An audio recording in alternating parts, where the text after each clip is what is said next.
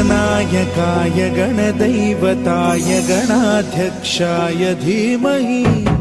गुणशरीराय गुणमण्डिताय गुणेशानाय धीमहि गुणातीताय गुणाधीशाय गुणप्रविष्टाय धीमहि एकदन्ताय वक्रतुण्डाय गौरीतनयाय धीमहि गजेशानाय भालचन्द्राय श्रीगणेशाय धीमहि